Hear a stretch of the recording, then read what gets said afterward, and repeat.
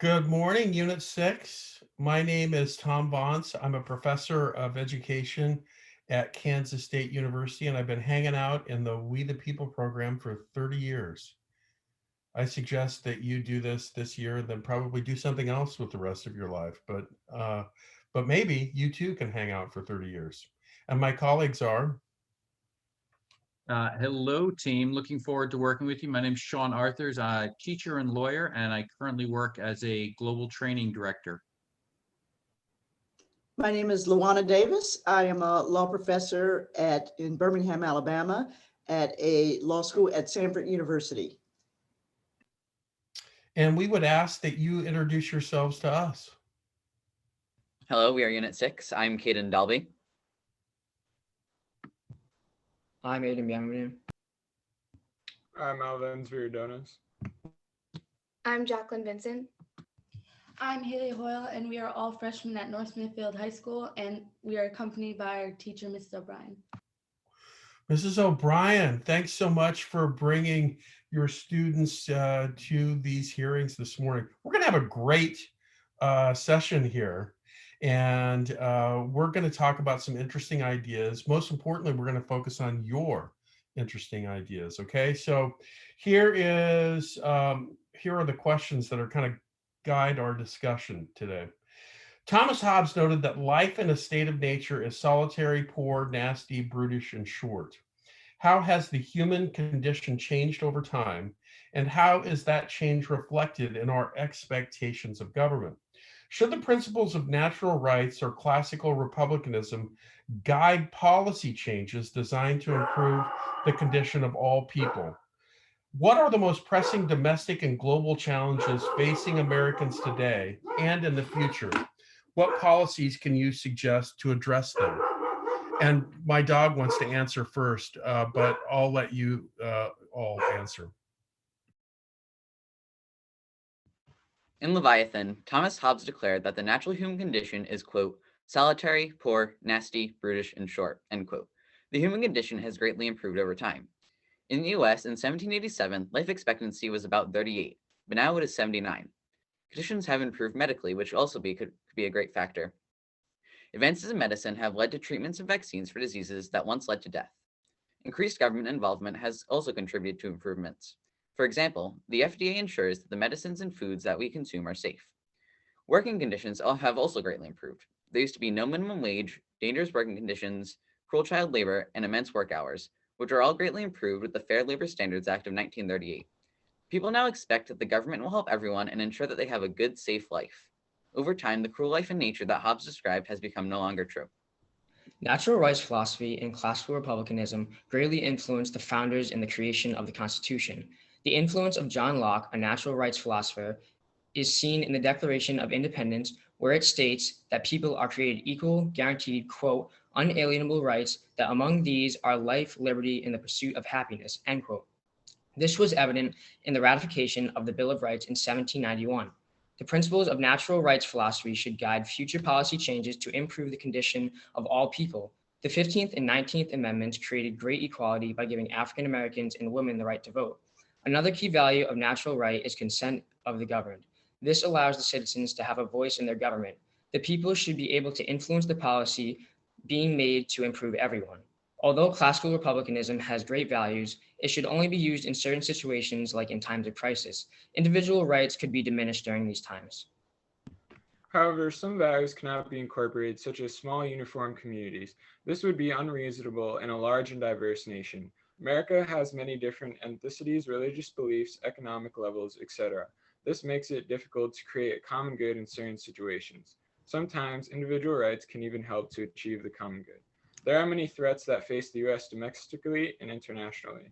One significant problem in the country is the right to bear arms, which is protected by the Second Amendment. For an example, on March 22, 2021, there was a brutal shooting in Boulder, Colorado. The shooter had obtained the gun legally and caused the death of 10 people, which shows the dangers of the rights to bear arms. There are many homicidal and suicidal shootings that occur due to the easy disposal of guns in the U.S.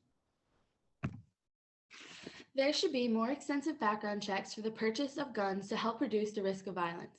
Banning high-capacity magazines could prevent mass homicides. Another domestic problem is the current mass immigration of unaccompanied children from Mexico and other Latin American countries.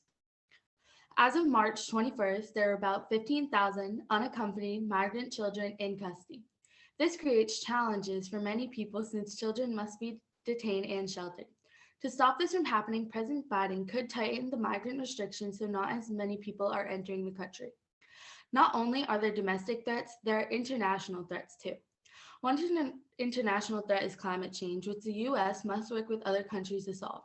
The temperature is getting higher, glaciers are melting, and oceans are rising. The weather patterns have become more unstable. The US has not done enough to combat climate change. It should be working with the UN and the Paris Agreement. The Paris Agreement was proposed to all 200 countries, and its goal is to lower the temperature in the air to less than 2 degrees Celsius. This will not only help the US, but the whole world. Another important international threat is the current COVID-19 pandemic. This virus is affecting the whole world, and the US must face it. Life has been difficult over the past year with wearing masks, social distancing, hand washing, quarantining, etc., and the government has done a good job with reducing the threat. Rules were made to ensure safety of everyone's health, such as mask mandates, closure of indoor spaces, 6 feet distancing, and more. Though vaccines are getting rolled out, the restrictions should not be lifting since the virus is still here. Overall, philosophies are still used to improve the human condition due to current events. Thank you, team. Jacqueline, I'm going to follow up just on you. You started to get into a little bit around masks and COVID that we talked about, different challenges. So Newport Regatta has, let's say, it's become a big super spreader event. So the governor of Rhode Island has now said that we are going to, masks are required anytime you leave the house. And if you don't have a mask on, you will get fined. Okay, so this is the new governor of Rhode Island is putting this law into place. What would the natural rights and what would the classical republicanism view be of this law? And do you think it makes sense at all? Like just from kind of what's your sense on it? And then also give me the natural rights and the republicanism view on this law. Masks required anytime you leave the house. It definitely affects more of classical republicanism because it's helping the common good and helping everyone around them. On the other hand, natural rights philosophy would not really support this because they are all about individual rights, and they wouldn't like being your right, kind of a right taken away to wearing a mask and being able to breathe freely in there.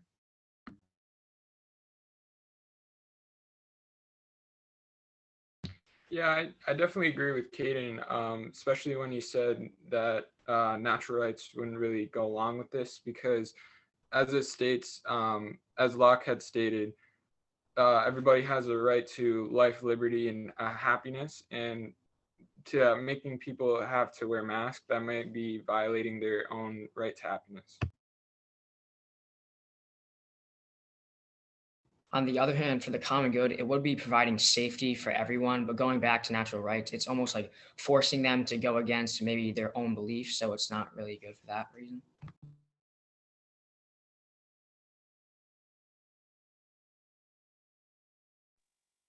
Thank you, and I'll turn it over to my colleague, Luana.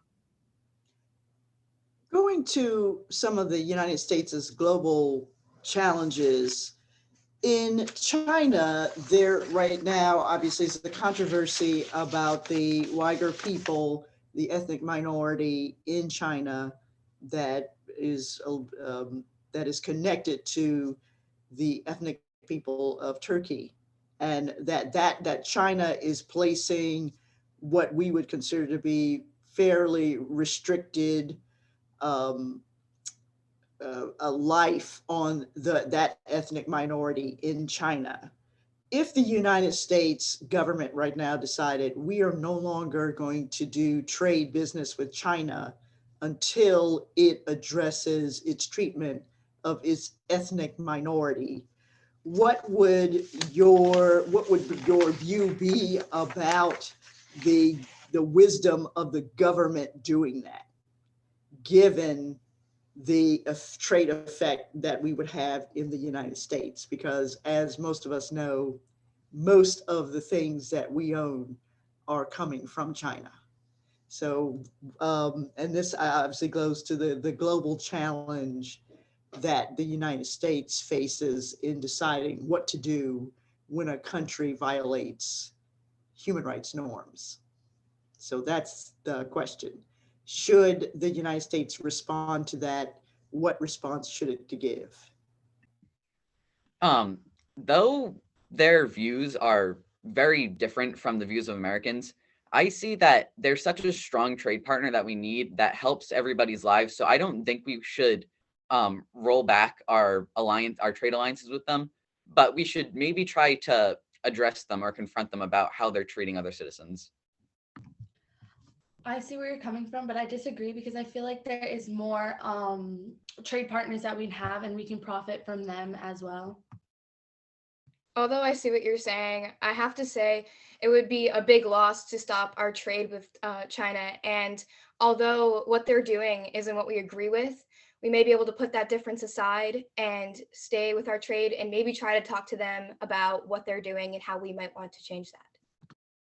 I also agree with Jacqueline. Starting more issues really is never the smarter decision. So keeping our trading and economy strong is really more important.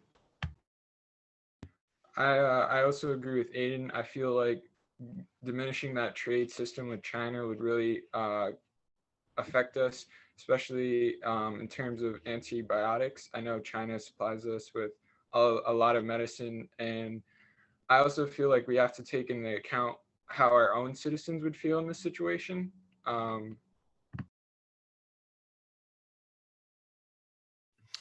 Fantastic. I want to know, let's talk, shift the conversation a little bit. And I want to know, I'd be interested to hear what you have to say about for most of human history, democracy was a dirty word. People really didn't like democracy. In fact, truth be told, the founders really didn't totally like widespread democracy. Are there still dangers in a democratic form of government is the first question. And then if there are, what do we do about it? So let's take the first one first. Do dangers still exist with democratic government, and what are they? I think there are definitely dangers that still can exist in a democratic country. A lot of those could be voter fraud and trying to get enough voters to vote for their representatives.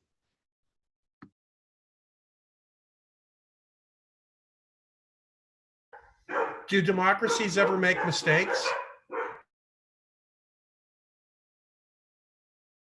Yes, I definitely think they do. I mean, any government really makes mistakes. No government right now is perfect.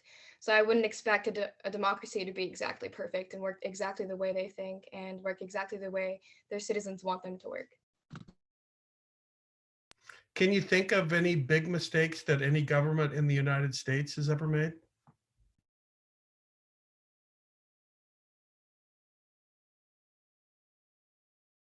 I guess it wasn't a mistake at the time, but Japanese internment was a very crucial issue that now we look back on and we see it as one of the worst points in our history. Excellent example. Others?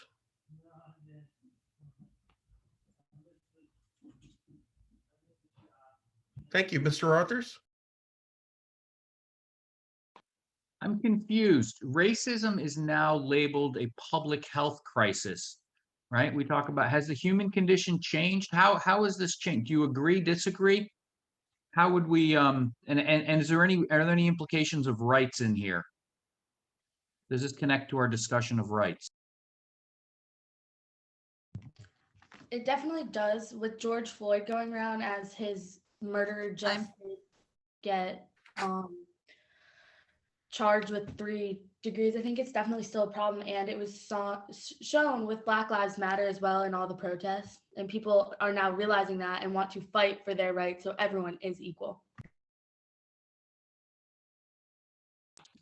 Thank you. And I know before we get into, I know that was a long question that I asked you right at the end, so I'll take that into consideration. Mr. Chief Judge. Thank you. Thank you very much, Unit 6. I'll take the prerogative as chair to give the first bit of feedback. Really good job. Again, with the prepared response, you put a lot of time and effort into providing a really clear and well-organized, well-reasoned response to the questions here. And in the follow-up questions, you had some nice responses to some fairly difficult questions. My particular line of questions, the truth is that, dangers still exist. Democracies aren't perfect. And just because 51% of people think that we should go through door X doesn't mean that door X is the best way to go. And sometimes it's not only not the best way to go, but sometimes it's a downright awful way to go, right? And you got Japanese internment, love that. But there's all kinds of other examples too, right? How about slavery or segregation or denying women the right to vote or da da da da da da. And so all of those things, and Mrs. O'Brien's on, and I know I see Mrs. O'Brien every year, and you do such a great job. But I think that that's one of the points, right? And it was one of the points of the founders too. We can't, it's okay to love your country, but with some skepticism, right? I mean, with some healthy skepticism, and so and I think that that's one of the goals of Unit 6, and one of the goals of the program is that just because the government says something doesn't necessarily make it right, and even when a public opinion poll says that we should do X, Y, or Z doesn't necessarily mean that it's the right thing to do. But very good job, my friends. Good job, Mrs. O'Brien. Thanks, everybody. And I do wish we could keep going and talking about this. On some of these, I was seeing like your head start to spin, or not spin, like in a good way, right? Like start to like generate ideas. And I was like, I really would, Tom and I were talking earlier, how we would sometimes, some of these we really would like to talk to you about it for hours. I know you're sitting there like you might be in dread, but like we really enjoy these conversations and hearing your thoughts and opinions. My one suggestion for you going forward would be, if you can, particularly with the We the People program, if you can anchor or make reference to a constitutional argument somewhere, or say like in the Constitution or Clause 3 or this Supreme Court case or something like that, that always helps. I mean, like I said, I could see some good ideas coming out of you all, and I would just suggest if you can kind of anchor it back or refer the Constitution, Supreme Court, or something along those lines. And so good luck going forward. Thanks, team. An incredible job. For my understanding, you guys most of you are freshmen, or maybe all of you are freshmen. It's an incredible job that you have done here. I mean, I am completely impressed by that. And I agree with my fellow judges. I thought that the fact that you brought out a lot of examples of what you were talking about, I thought was particularly impressive, but also the participation I thought was impressive. Now, for time purposes, you may say, okay, well, we'll have 2 people respond rather than everybody, but that's your choice in terms of time. I think that you had some answers to the question, what conditions have improved since Hobbes wrote Leviathan? And I would make sure to kind of have that as a pet answer, kind of agree, all right, what conditions do we feel like this is now the natural rights that Hobbes was worried about have been addressed? Are there any natural rights that are left out there in modern times that we now think need to be added to Hobbes's list that just weren't available when he wrote that book so many years ago? But incredible job for where you guys are. You certainly know more than I did as a freshman in high school.